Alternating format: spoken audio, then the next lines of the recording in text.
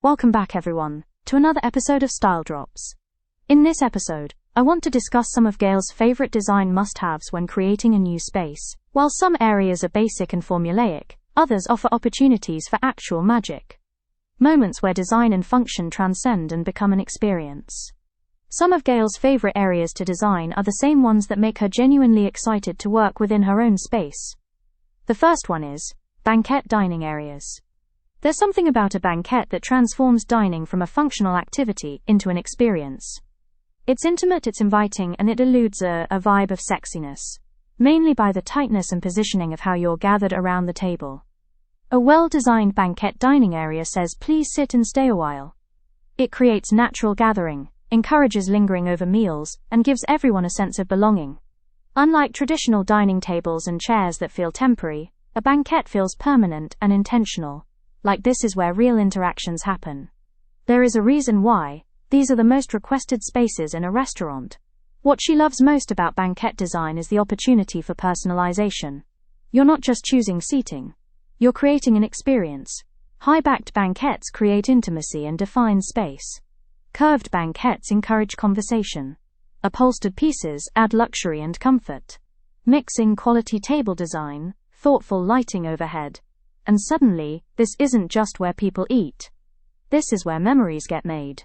Banquettes work in any style, and have touched the design industry on and off for decades. This inception has incorporated so many different styles, from casual farmhouse with simple wood and sturdy fabric, or elegant traditional looks with tufted upholstery and rich textiles, and of course contemporary with its clean lines and neutral tones. They're a design opportunity that adapts to any aesthetic while maintaining their essential magic. They make people want to sit down and linger just a little longer. Head over to her blog, readtheeffingroom.com, to see some of her favorite budget buy tables to create a banquette for your space today. Her second favorite area to work with is an area referred to as the spandrel. This is the triangle area under the stairs. Most people treat it like wasted space, a place to shove storage boxes, hide clutter, or just ignore entirely. But it's actually one of the most underutilized design opportunities in your home. And what you do with it can completely change how your space functions and feels. Built-in drawers, cabinets, or shelving that slides under the stairs maximizes functionality without adding bulk. Paint it a statement color, or keep it integrated with your existing palette. Either way, it's hidden storage that serves a purpose. Perhaps a reading nook. If the space is tall enough, create a cozy reading corner. Add a cushion, a small lamp, some pillows, and suddenly you have an intimate retreat that's charming and functional. Perfect for anyone who needs a quiet moment, or a personal sanctuary. Open shelving for wine bottles, glasses, and bar accessories creates a sophisticated element while using otherwise wasted space. It's elegant, functional, and makes a statement about how you live. A small desk fits perfectly under many staircases, creating a dedicated workspace without eating into your main living areas. Add adequate lighting and you've got a stylish, functional work zone. Open shelving showcasing books, art, collectibles, or plants transforms the once unused space into a gallery moment. A statement chair, a small bench with storage, or even a pet bed creates purpose and personality. The space becomes an intentional design element instead of an afterthought. The space under your stairs is design real estate you're probably throwing away. Whether you transform it into storage, a reading nook, a workspace, or a display opportunity, making intentional use of this space is about maximizing your home's functionality and style. Stop ignoring it, and design it unapologetically. Even small, awkward spaces deserve thoughtful design. The next area that is high on her list is creating beautiful beds. If your bedroom doesn't make you happy, you're starting and ending every single day in a space that's failing you. That's a tragedy most people accept without question, which is absolutely unacceptable. The bed is the focal point, the anchor, the hero of the bedroom, and yet most people treat it like an afterthought. They buy whatever's on sale, throw some generic pillows on it, and wonder why their bedroom feels uninspiring when they wake up every morning in a space designed with zero intention. Styling your bed is really important, because it is literally where you spend a third of your life, and that third matters enormously. A beautifully designed bed isn't a luxury, it's an investment in your daily well-being. Even medium-quality linens can feel like a hug. Put together your bed collection as though you're designing your fall wardrobe, making sure to remember that layering creates depth and luxury. When Gail designs beds, she really prefers a more relaxed and cozy approach to the art of creating a bed. Pillows placed with intention, not like soldiers guarding a headboard, tight and regimented. Textures that invite you to sink in rather than recoil in fear that you will ruin the look. That's a bed where comfort and style intersect without compromise.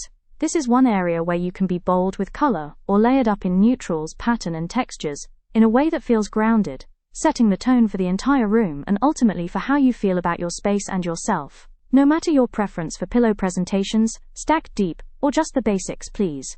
Or even if you're gravitating towards the new, yet ironically, very old school styling of the bed cover folded over the pillow. Make your bed the best representation you can for your budget. It's not about expensive linens, it's all about the styling. Here is one of Gail's favorite cheat codes for styling a beautiful bed. Gail shared that, because she was a set stylist in her past, there are some good points of that and some bad. The bad is that forever going forward, whenever she looks at a specific area, she is so used to everything needing to be camera ready. Which means tight, clean lines. Especially if she was working a bed linen ad, then all of the fitted sheets needed to be pulled tight. So then, needless to say, to this day, she cannot create a bed without anchoring a fitted sheet on a bed, without securing it in place at the bottom of a mattress, without a stylist's best friend, a T-pin. It's magical, no loose corners, an absolute must-try. When these spaces are designed with intention, they stop being just rooms, and like I have said earlier in this video, they become an experience, and not just a pretty space filled with nice styles and fancy fabrics. They support your daily life, reflect who you are, and make you feel genuinely happy to be home. That's not superficial design, that's design that matters. This is part 1 of some of Gail's favorite areas to create and level up on. So make sure that you look for part 2 coming soon, with the rest of the spaces that Gail feels are an absolute must for your dwelling. If you have any questions or concerns within your own space, perhaps help in resetting your current furniture pieces to give it a whole new vibe without spending a dime, Gail would love to help you out for free. Just email her. You will find her email address below in the description box. When creating spaces that serve you emotionally and practically, they become timeless. They're about beauty that supports function, about style that doesn't require sacrifice, about design that enhances rather than complicates your actual life. These are the spaces that Gail never gets tired of designing, because every single time is an opportunity to create something that makes people feel better about their lives. That's the real work of design, not just making things look pretty, but making spaces connect and to truly relate to the people living in them. When you invest in these key areas with intention, you're not just decorating, you're designing a better daily experience for yourself. You're saying, I deserve to eat in a space that makes me feel connected. I deserve to sleep in a bed that makes me feel cared for. I deserve to display my story through every nook and cranny of unused space. That's why these spaces hold so much significance to her. In part 2, I will share some more of her favorite spaces to create or recreate. Until then, and please don't forget to like and subscribe.